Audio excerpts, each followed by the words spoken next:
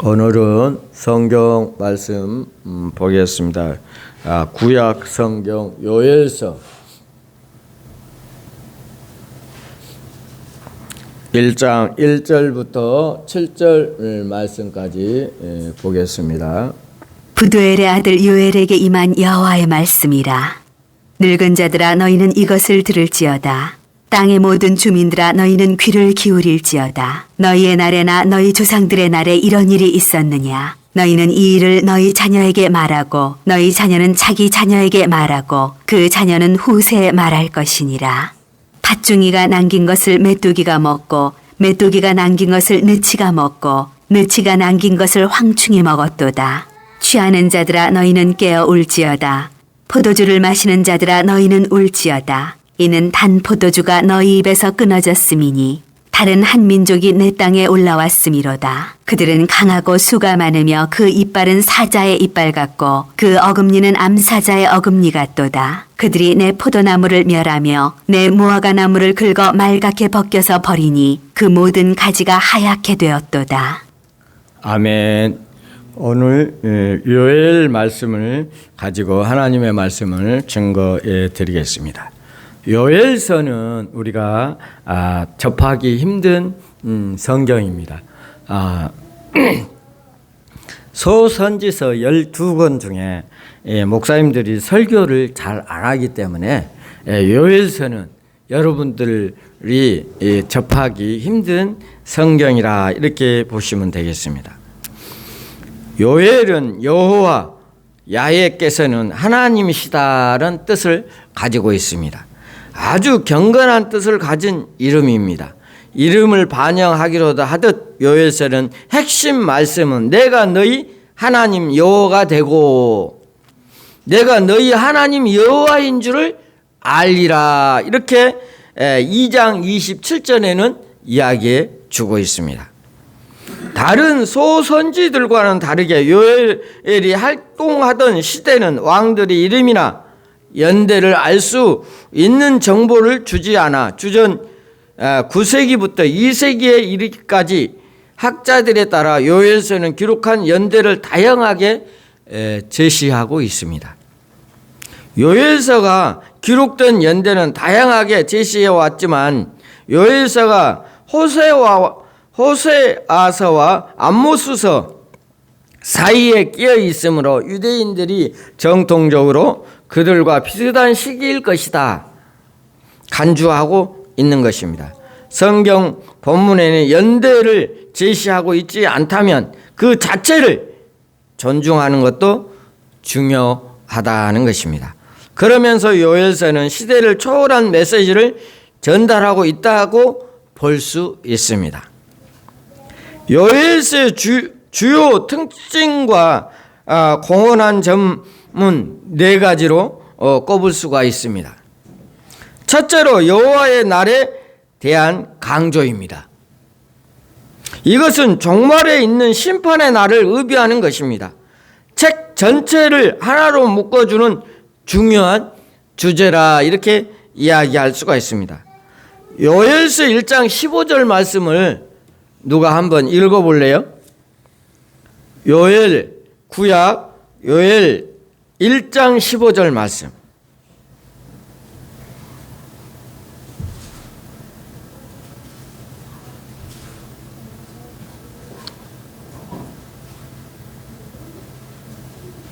슬프다 그날이여 여호와의 날이 가까워오나니 곧 멸망같이 전능자에게로부터 이르리로다. 예, 슬프다. 이건 뭘 이야기하냐면 종말을 이야기하고 있습니다. 종말. 그 다음에 2장을 한번 볼까요? 2장 1절 말씀에 보면 또 뭐라고 했는가 여기 한번 봅시다.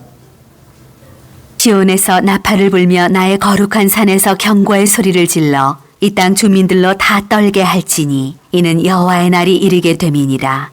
이제 임박하였으니 곧 임박했다. 말세 지말의 이야기를 하고 있습니다. 11절 말씀 또 뭐라고 이야기했는가? 한번 볼까요?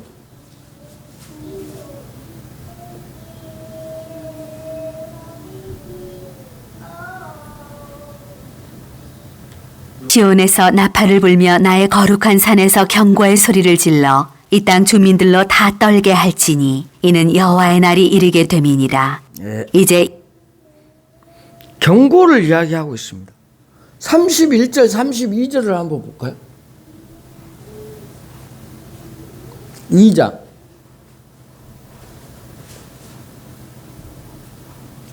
여호와의 크고 잠깐만요. 2장 31절. 여호와의 크고 잠깐만요. 여기 시온에서 나팔을 불며 나의 거룩한 산에서 경고. 네. 잠깐만요. 여호와의 크고 두려운 날이 이르기 전에 해가 어두워지고 달이 핏빛같이 변하려니와 누구든지 여호와의 이름을 부르는 자는 구원을 얻으리니 이는 나 여호와의 말대로 시온 산과 예루살렘에서 피할 자가 있을 것이며 남은 자 중에 나 여호와의 부름을 받을 자가 있을 것임이니라. 아멘. 하나님께서 나오면 다 구원을 받는다는 것입니다. 2장에서는 여호와의 날에 공격이 있을 것이라 표현하고 있는데 여기서 군대가 메뚜기 떼로 표현되어 있습니다. 메뚜기 떼가 군대로 표현됐다는 것은 묘하게 구분하기 어렵습니다. 하지만 확실한 것은 메뚜기든 실제 구인이든 이 모든 것을 진두지휘하는 분은 여호와 하나님이시라는 것입니다. 둘째로 1장에서 메뚜기 재앙에 대해서 이야기하고 있습니다. 메뚜기를 사용하여 선명하고 설득력 있게 여호와의 날을 묘사하고 있다는 점입니다. 팔죽이든 남긴 것은 메뚜기가 먹고 메뚜기가 남는 것은 늑치가 먹고 늑치가 남는 것은 항충이 먹는도다라고 1장 4절에는 이야기하고 있습니다. 한 종류의 메뚜기 떼만 덮쳐도 남아남은 것이 없는데 4종류의 메뚜기 떼가 계속해서 덮친다는 것입니다. 그나마 남은 것은 다 먹어치운다는 그야말로 초토화된다는 이야기입니다. 고대 근동 사회뿐만 아니라 작가 벨버는 돼지라는 작품에서 나타난 것처럼 중국이나 아프리카나 세계 각지에서 일어난 메뚜기 떼의 습격을 농산물에 치명적인 역할을 한다는 것입니다.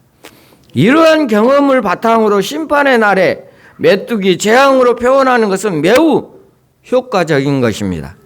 특히 고대 근동에서 이러한 재앙에 신의 노여움으로 생각하기 때문에 백성들은 어떻게든 여호와의 진노를 풀어드리기 위해서라도 요엘의 메시지에 귀를 기울여야 된다는 것입니다. 우리의 삶도 마찬가지입니다. 하나님의 말씀에 귀를 기울이고 우리가 살아가야 된다는 것입니다. 하나님 앞에 회개해야 된다는 것입니다. 그것은 무엇입니까? 성경 말씀을 매일매일 묵상해야 된다는 사실입니다. 우리 마음대로 내 생각도 살아가는 것이 아니라 하나님의 말씀을 묵상하고 그 말씀대로 행동으로 살아가야 된다는 것입니다. 세 번째로 요엘서는 사도 베드로와 바울의 중요한 예언서입니다. 신약의 사도행전 2장에서 오순절날 교회가 태동하던 때에 베드로 사도가 전한 메시지에서 인용되고 있는 부분이 바로 요엘서입니다. 다락방에 모여있던 무리들에게 성령의 강림하심을 그들이 각기 여러 나라의 방언으로 말하며 당시 오순절 절기를 지키기 위하여 예루살렘에 모였던 모든 무리들이 놀라 어찌할 줄 몰랐습니다. 베드로는 예수님이 십자가에 돌아가시고 또 부활하셔서 다시로 오실 예수 그리스도를 생각하면서 배신문도가 마가의 다락방에 모여 열흘 동안 간절히 기도했는데 기도한 다음에 성령이 임하였습니다. 성령 충만한 베드로가 하나님의 말씀을 전하기 시작했습니다. 근데 하나님의 말씀을 전하는데 각기 각 나라 사람의 언어로 들었다는 것입니다. 우리가 예를 들어서 한국말로 하나님의 말씀을 전했는데 미국 사람, 영국 사람, 일본 사람, 또 유럽의 각 나라 사람, 러시아 모든 나라가 자기의 말로 알아들었다는 것은 엄청난 일이 아닐 수 없습니다. 요즘에는 대통령들이 모여서 회의를 하지만 그때는 지금은 각기 각 나라의 말을 지금 이제 해석해서 알아듣지만 그때 당시에는 그런 거 있지를 않았죠. 하나님이 베드로에게 성령의 충만함을 받아서 각기 각 나라의 말로 알아듣게 했다는 것입니다. 그때 베드로가 하나님의 말씀을 전할 때 하루에 3,000명, 5,000명이 회개하고 돌아왔다는 것입니다. 베드로는 어부였습니다. 갈릴리에서 고기 잡던 사람이었는데 어떻게 해서 하나님의 말씀을 전할 때 각기 각 나라의 말로 알아듣게 했는가? 많은 사람들이 의문하고 또 의문했습니다. 그러나 이것은 베드로가 한 것이 아니라 하나님께서 그들의 마음을 열어주셨다는 것입니다. 그래서 하루에 3,000명이라는 놀라운 역사가 일어났던 것입니다. 무리들이 놀라기 시작했습니다. 그때 베드로가 설교하시 시작하며 다음 유명한 요엘서의 말씀을 인용했습니다. 내가 내 영을 만민에게 부어주리니 너희 자녀들이 장래의 일을 말할 것이며 이 늙은이는 꿈을 꾸고 젊은이들은 이상을 볼 것이라고 했습니다. 누구든지 여호와의 이름을 부르는 자는 어쩐다?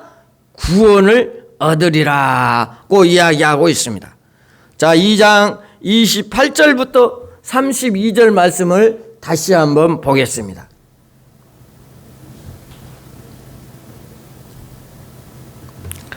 (2장 28절부터 32절까지)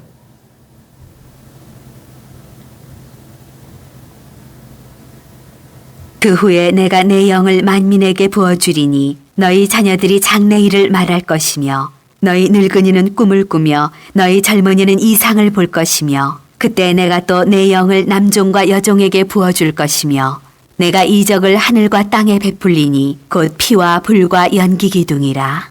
여호와의 크고 두려운 날이 이르기 전에 해가 어두워지고 달이 핏빛같이 변하려니와 누구든지 여호와의 이름을 부르는 자는 구원을 얻으리니 이는 나 여호와의 말대로 시온산과 예루살렘에서 피할 자가 있을 것이며 남은 자 중에 나 여호와의 부름을 받을 자가 있을 것임이니라. 아멘. 보라 그날 베드로가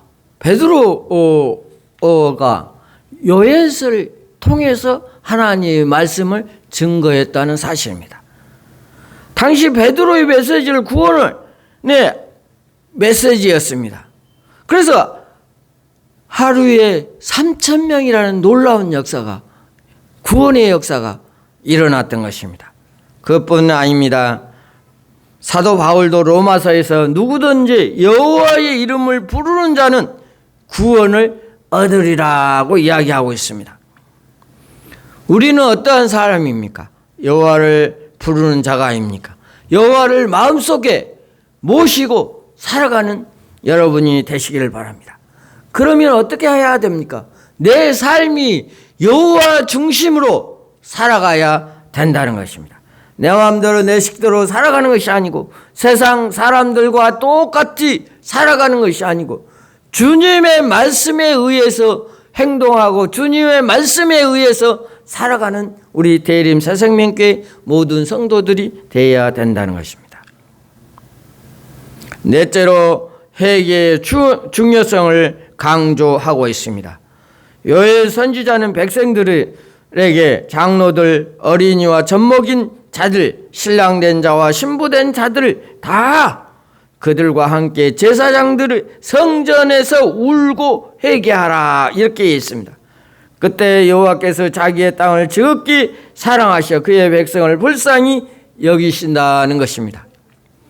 여러분들의 지은 모든 죄를 주님 앞에 회개하는 우리 대림 선생님께 모든 성도들이 되시기를 바랍니다. 그래야 할 때 하나님께서 여러분을 불쌍히 여겨 주신다는 것입니다. 그 회개로 인하여 하나님께서 여러분을 다 용서함을 받을 수가 있습니다. 바울 사도는 그 회개의 메시지를 전했던 것입니다. 그 회개의 메시지를 호소했던 바울 사도가 많은 사람들의 구원의 역사가 일어났다는 것입니다. 이 말씀은 요엘서를 포인트로 이야기하고 있습니다. 하나님이 그리하시면 메뚜기 때의 피해를 보상해 주겠다고 말씀해 주고 있습니다. 회복과 구원의 약속입니다. 회개의 힘입니다. 하나님께서 여러분의 지은 모든 죄, 여러분의 삶 속에서 나타나야 된다는 것입니다.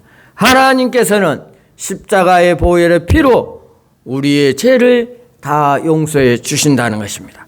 그 회개의 역사가 일어나야 된다는 것입니다. 회개는 무엇을 이야기합니까? 눈물을 이야기합니다. 그 눈물을 흘리며 주님 앞에 회개하는 우리 대림 선생님께 모든 성도들, 영상을 보는 모든 성도들이 되시기를 바랍니다. 그러나 하나님은 이렇게 해주시는 이유는 그분의 은혜로우며 자비로우시며 노하기를 더디하신다고 이야기하기 때문입니다. 인내가 크시기 때문이라고 요엘서 선지자는 알려줍니다. 우리에게도 언제나 회개할 기회를 주신다는 것입니다.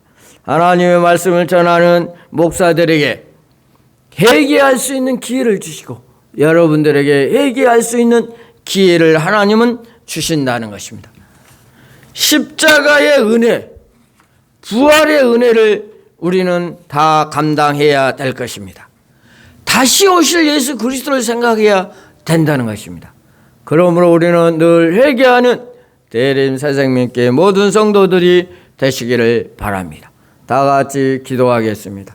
하나님 아버지, 우리가 요엘서를 통하여서 네 가지로 생각해 보았습니다. 하나님, 우리의 삶 속에서 그리스도의 삶이 되게 하여 주시고 주님이 원하는 길을 걸어갈 수 있게 도와주시옵소서. 베드로 사도가 사도 바울이 요엘서를 통하여서 하나님을 전한 것처럼 하나님께서는 우리의 삶을 주장하여 주시고 예수 그리스도 하나님을 부르는 자는 구원의 손길을 주신다는 사실을 우리가 깨닫고 살아가는 모든 성도들이 되게 하여 주시옵소서. 예수님의 이름으로 기도하옵나이다. 아멘.